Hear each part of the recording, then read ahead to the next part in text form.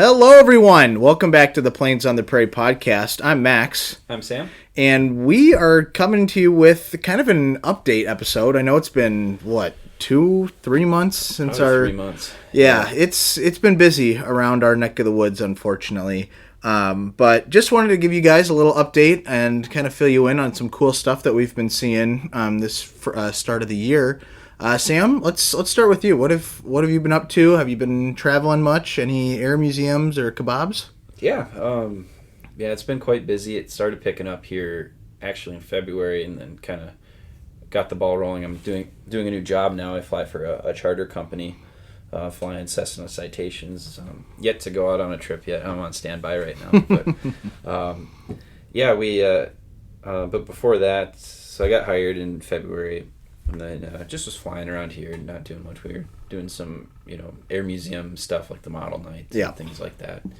And then my parents, they started this little tradition just to rent an Airbnb for a couple weeks down in Florida every year in Tampa area. So went down to Tampa for a few days to visit them, and saw a couple things.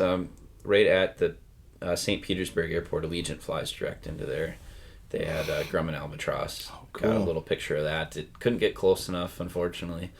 Didn't really get to see much else in Tampa, but on our third or fourth day, I got to go to the Fantasy of Flight Museum, which I was really looking forward to. It's been kind of a bucket list item for a very long time. I remember just watching as like a 10-year-old on YouTube. Yeah, the Kermie Cam. Mm-hmm.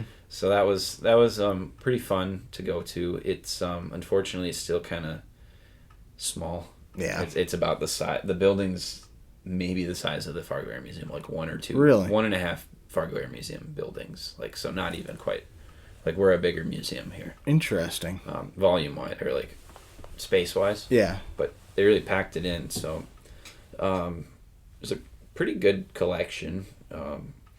There was a Mustang, Cripes Mighty III. Yep. So that's kind of cool, just because I've seen Cripes Mighty 4 technically. Mm-hmm. A P40 Trainer, TP40, B24J, an I-16, which was really cool, and then a 109 with an original Daimler-Benz engine. Wow. So that's really cool. It was a cool collection. Unfortunately, I don't think Kermit will listen to this. You're right. But it just was not the best kept. Like, there was flat tires. I was going to say, was it like dusty or dirty? Very dusty. I mean, like, that's one thing I'll give the Air Museum here. We always hype up the Air Museum. You work right, for them, I volunteer. Yeah. But it's so much cleaner. Mm-hmm. It was just kind of unfortunate. I mean, it just kind of felt like a guy's collection with, an inch of dust on the airplanes. That's too bad. The tour guides were good. They weren't super engaging.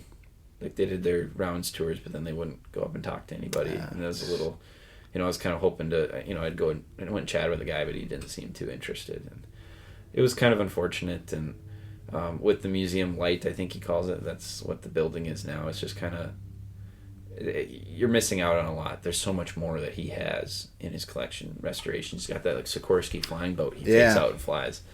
He just got a Hawker Demon, I think, after I got there. Isn't he restoring an A-26 Invader, too? Yeah, I've been seeing clips of that. He's got, like, Ki-61 Tony projects. He's got 2 or 3 of those. He's just got a bunch of stuff that would really be cool to see. There's a couple, there's a Constellation that's been sitting outside for ages, and DC-3 and a Catalina. So and, I'm not all that familiar with Fantasy of Flight, so forgive me if I sound ignorant, but does he just kind of pick and choose, like, okay, I'm bored of this project, I want to hop over to this next one, and he's got the money to do that, right? Exactly. So I'm guessing, but a lot of that stuff hasn't flown in a long time. Mm-hmm. Has he ever even flown that Liberator? Doesn't look like it. And then the I-16 he hasn't flown. I know he flew the P40. Mm-hmm. It's just kind of. It's kind of like starting, like, I don't know if you're familiar with racing, but there's like start and park. You just get it out once and then just put it away. Right. Just to say you flew it. And it was, I don't know if it was quite disappointing, but it made me feel really good about our museum. I know we don't have the collection that Kermit will, just because who does? Right. That's like a one-off. Yeah. Good luck getting an I-16 or right. something like that. But it was unfortunate. But what do you do? You know. Let me just say, it's great that he is the custodian of those warbirds. To keep them around. Well, around, yeah. Exactly. Yeah, that's huge. He's got a Sunderland. You can't really say that for. I don't know if Canada's got one, but that's just insane. To have. Right. But so that was that trip. Didn't really, like I said, didn't get a chance to see much else. There was a F-16 on display in Tampa. There's a few helicopters, but just couldn't get the time, unfortunately. Yeah, going back to that Grumman Albatross, was that civilian or it what? It was a Coast Guard. Oh, it was cool. right at the Coast Guard base. It's right across from the terminal there. Pretty much, it's an Allegiant exclusive airport there. So if you fly into, I think it's PIE, Petersburg. It's St. Petersburg. Nice little airport there. But there was some of the C-27s. I don't know what they designated it for the Coast Guard. Coast Guard, but the C-27s, like we were supposed to get. I was going to say, yeah, there's a couple of those sitting there. I think it's a maintenance base, I believe. But that was pretty cool. Didn't see much else. Got back for 2 days and then went training. Nice. Went to Scottsdale first. Didn't really get a chance to see much in the way of warbirds. There was a restaurant right there with a steerman hanging up outside under an awning, which really was in perfect shape. I mean, Scottsdale is beautiful, right? Dry weather, they can afford to do that. Yeah, I just drove by there, in a work vehicle, so I couldn't stop. But definitely we'll be back since that's where this company's headquartered. Cool. So awesome. Hopefully we'll check that out and some of the museums in the Phoenix area. Yeah. And then did some training in Carlsbad. Unfortunately, didn't. You're just a little bit north of San Diego there. Got to go back next year, so going to go to the Midway Museum. Sweet. And then probably the San Diego Air and Space Museum, since they're both right by the airport there. Exactly. Might just try to arrange to stay in a hotel there for my last night or something, and just check off a couple museums. Exactly. Not a bad idea. They make us do like a test every year. Mm-hmm. Maybe see if I can finagle my way into a morning test, and then just visit the museums in the afternoon. But sounds like a dream day. Yeah, some really cool people there. So, as some of you guys know, we're doing you should know, I suppose, after a couple years of doing the ACES series, we've been getting in touch with families. We had, Mike Rodenbush with Hen. Now we got a new guy. His name's Kevin Shortell. We're just trying to find time to visit with him. But he's the grandson of Ron Hull, who is a VF8 ace, kind of like Lloyd Heinzen from our North Dakota series. But I was in this ground school for work in California there, and one of our instructors, his name was Mike Phipps. His dad was also in VF8. Wasn't an ace. He shot down I think 3, but good friends with Hull and good friends with just a bunch of people in the squadron and family friends. Like, I'm sure these two guys have met, but it just was cool to get more stories. I shared some of Kevin's photos with his permission, and it's just super cool. Yeah, small world. Holy cow! He tracked me down every day to talk about it. It was awesome. But yeah, he was a nice guy. He was stationed at NES Minneapolis for a while as Mike Phipps, and met with one of my instructors. Flew for Jacques Cousteau in the PBY, and a C-141 pilot. And then an A4 pilot in the Navy, and then my examiner flew Greyhounds.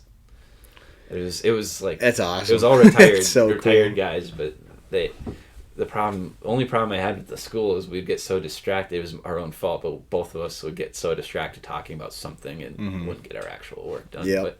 But yeah, that's kind of takes us up to now, pretty much. Cool. That was a week and a half ago I got back, so just waiting to go back out now. So yeah, it was fun. Hope to see the biggest thing is hoping to see Fantasy of Flight kind of get back to where it was pre-COVID.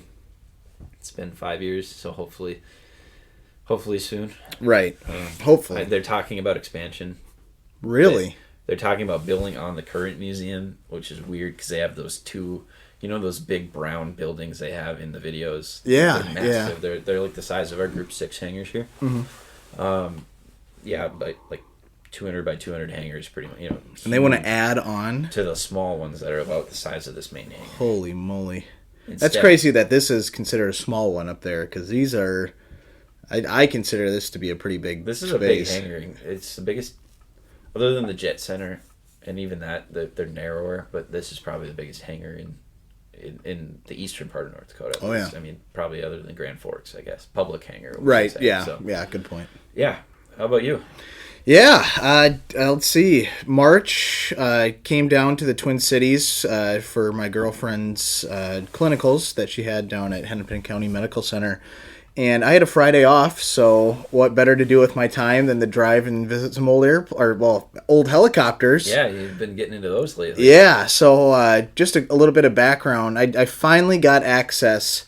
I bought a CD through the Vietnam Helicopter Pilot Association, VHPA. And their website has this incredible, well, I shouldn't say it's on their website. It's a CD that you pay for like $20, and it will give you access to every helicopter, whether that's Army, Navy, Marine, Air Force, that had some time in Vietnam, whether it was 5 minutes or 5 years. It's crazy.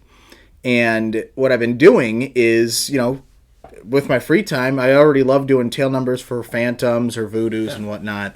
I can finally look up these old Hueys and Cobras that are sitting in parks that, for the longest time, I just didn't go to because I couldn't find anything on a lot of them other than like the last unit they were at. And now I'm finding, I don't think I've come across a Cobra yet, at least, well, okay, that's not true. I did find one Cobra in Minnesota, but almost every Cobra that I visited has either been damaged or shot down at one point during Vietnam. Yeah. And it's like, you read something like that, it's like, how is this not in, like, the Army Museum? Like, if an F-4 got shot down and was recovered, like, that would absolutely be in a museum, no problem.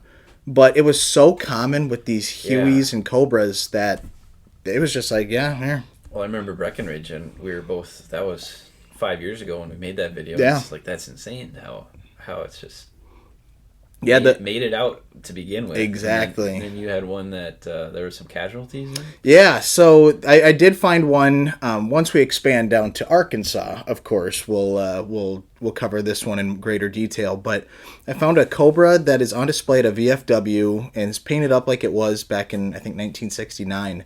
But this Cobra had been shot down, and unfortunately, as the crew attempted to egress, okay, let me give some background. They had been shot down. When I say shot down, it's not like World War II sense where the air, like a B-17, explodes into flames and plummets to the earth.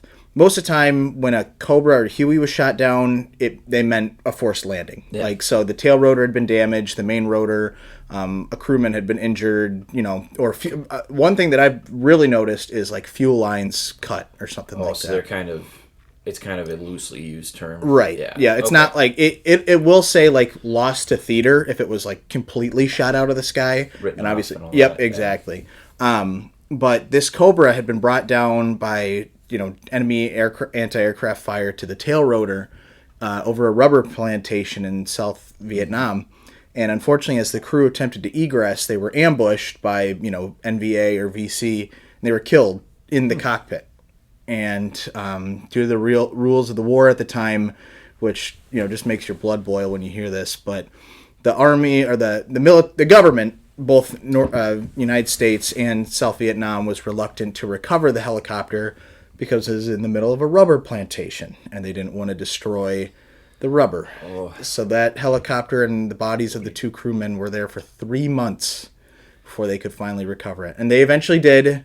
They gave the two crewmen, the hero's burial that they deserved back in the United States, but they didn't rescue them for 3 months because they were on a rubber plantation. And maybe there was more to it. Hopefully, because that whole war kind of makes my blood boil. Yeah, and we'll maybe segue out of that before it gets political. Yeah, you saw a lot. Yeah. In that one outside the brewery, I forget what town. Oh, Sleepy Eye. Sleepy Eye. Mm-hmm. Yep. I always think Sleepy Eye is a Little House on the Prairie. Yep. Yeah, so I'm was just a nice one. Yeah, no, that one. There are some discrepancies with that one. Apparently, it has the same tail number as the Huey that's cut in half on display at the Five Sullivan Brothers Museum in Waterloo, Iowa. Oh.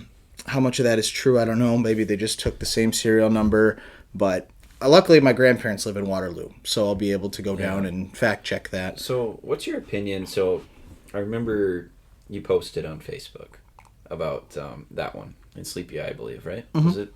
And then there was some comments about the markings on it. The other one, that was not sleek. Belle Plaine. Belle Plaine, that one was the nice one. I should say. That was, Belle Plaine is a very cool one. Yep. Yeah. So, what's your thoughts? So, pushing for a saber that has inaccurate markings too, so I can kind of tell what side of the aisle you're on. Mm-hmm. But that kind of is an interesting debate. Like when you restore an aircraft and you put it to a false tail number that it wasn't.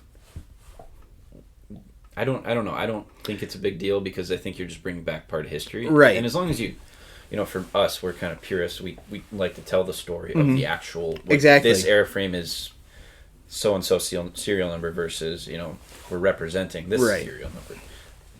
I mean that's kind of something that I've seen as a bug to a few people, but I see both sides. Yeah. Like you said, at our hearts we're purists. I would like to see aircraft painted up like they were at some point in their history. Right. But you have to think, how many Sabres were built? Definitely more than 5,000, probably more than 8,000. Well, and how many Fs are still around? Exactly, That's the yeah. thing with us. And that's the issue is, in a perfect world, if an F model, which I think there is actually one for sale down in Arizona, if we have the funds, we'd love to go and get that. It's probably a Canadian Air But Sabre. realistically, we don't really have the funds to Exactly, to yeah. Barely a kabot. Right. Barely put this one, So it's how's the funding for our listeners? It is good. How close are we? We're about 2/3 of the way there. A little update on that. I got my Freedom of Information Act request granted, and they sent me the plans. I should say, Hanscom Air Force Base out in Massachusetts has an F-86H on display. And I asked for the plans on how they did that. They got back to me.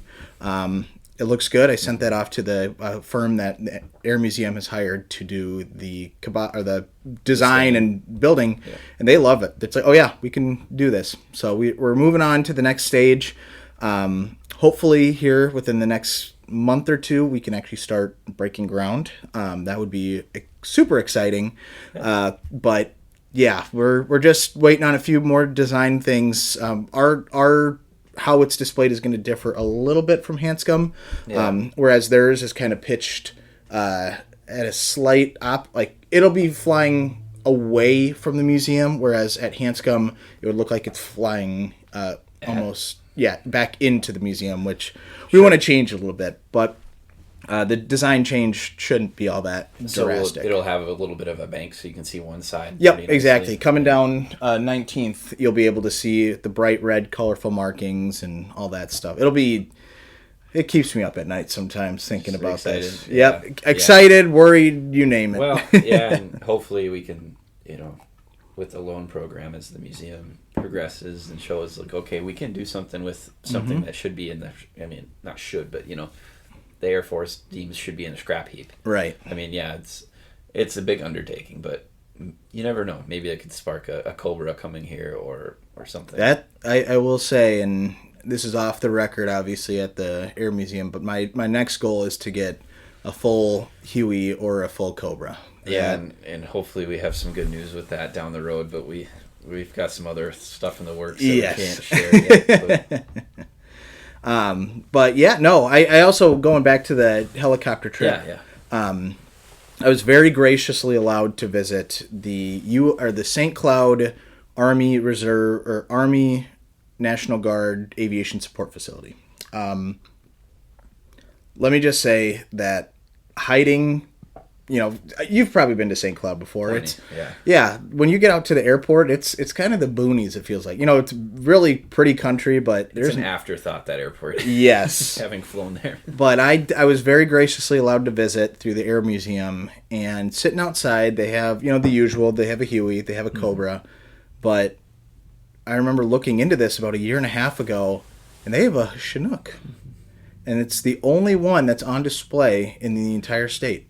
Was that a Minnesota bird too? Because it seems like they're starting to phase out a few. The early ones. So what I learned was that Chinook was originally built or ordered in 1963, and it was one of the first, I think, 15 deployed to Vietnam. Holy buckets. It was in 1963-02127.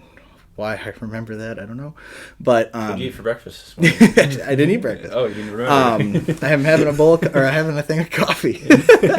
But this Chinook was damaged while attempting to recover another downed helicopter, more than likely a Huey, and then spent a little bit more time. The plaque said it spent 5 years in Vietnam. The VHPA said it was returned to the United States after, I think, a year and a half, and was stationed at Lawson Army Airfield, I think, either Texas or forget it. I don't know where it is, and I don't want to say the wrong It's thing. interesting it was over there, though. Right. One of the first. One of the first. And then afterwards, it was sent to the Boneyard in 1988 after serving as because it was an early one, so they wouldn't upgrade it or anything like that. But in 1988, it was sent to the Boneyard, and then in 1993, it was one of those newer models or the older models that was taken out of the Boneyard and almost completely rebuilt from the ground up as a D model. And it was assigned to the Connecticut Army National Guard, the I think Alabama, and lastly the Minnesota Army National Guard. And what was cool is that Chinook had been deployed on several occasions with various Army National Guard squadrons or groups to Iraq and Afghanistan, making it a 3-conflict veteran. And made it out. And those Chinooks, I know my uncle was in the Guard in Minnesota, deployed to Iraq twice, and hated flying on those things. He just felt like they shouldn't be in the air. Right. And then also it's just a sitting duck. It's a good Literally. It's a good thing it became less of a conventional war for that sake. Mm-hmm. Yeah, I can see why they'd probably start phasing them out because, in a peer-to-peer conflict, those would be some of the first easy targets to get hit. They are cool though. Oh, okay. I got a story for you. I gotta say. Oh, I see. I'm getting a little loud on the thing, but getting excited. Yeah. This story. It's the only time I've ever seen more than one Chinook fly, and of course it was right at the beginning of COVID. So I grew up. A little backstory. I grew up watching The Walking Dead with my mom. Mm-hmm. Like that was our Sunday thing in high school, and I remember my dad and I were having a bonfire. They had just said, like, spring break extended for another week. We're like, oh great. Yeah, we were all excited. So we're having a bonfire and just, we're listening to music. I'm having a beer. I was 21. And I just hear, and it keeps getting louder.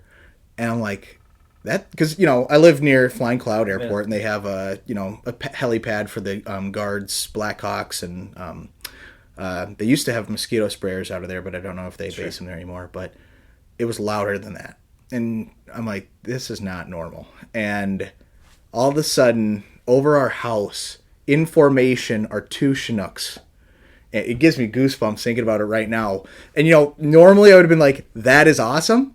But after reading like 400 more cases reported in Atlanta and the death toll is now rising to like 300, I'm like, oh, this... It was like, they're probably just delivering like parts for something. Yeah. But again, Walking Dead and the climate of the world at the time, I'm like, oh, this is a strong beer. Yeah. Well, yeah, I drank almost exclusively. Bell's Two Hearted. Back then, and yuck, I don't think I can drink them anymore. But no, that was my one time seeing more than 2 in formation, and it was an experience. Like, holy smokes. That's a noise too. Yeah. Well, and to segue, one more thing you've seen. You went up to Grand Forks here in the last few weeks too, right? Yeah. Mm-hmm. So those of you who know. Yeah. So if you guys have been following the news, at least here in the Prairie, I should say formerly Rockwell B-1s have returned to Grand Forks Air Force Base, which is kind of cool because when I say returned, they were originally stationed there from 1987 to 1993, 1994. And, I was able to watch from one of the side roads, wasn't bothering anyone, just, snapping a few pictures. And, of course, I don't have the big lens like a lot of these aviation photographers do, but I could still make out a couple. And there was one that came back from a training mission and, taxied down the runway going pretty quick. And it's like, oh my gosh, like it was on me so quick, and I was like, I almost missed it, but I got great pictures of it. But the one that was kind of cool is you could just barely make out the tail numbers for them, almost a mile away. Mm-hmm. And yeah, the one that I got pictures of right underneath the water tower is actually a former 319th bomb wing. That's cool. B1. So it had returned home full circle, which is really cool. Hopefully we'll, they're still flying them and they're still frontline bombers basically, but it'd be cool to see a B1 return to Grand Forks for display out in front of the main gate right next to the B-52 out there one day. So yeah, that was awesome. I'm hoping to go up one more time before they head back to Ellsworth. When their time is up there, I'm not entirely sure. I think it's for the year, right? They're still here. I think I thought it initially was a year, but I think it's actually something closer to 7 months, 6 months.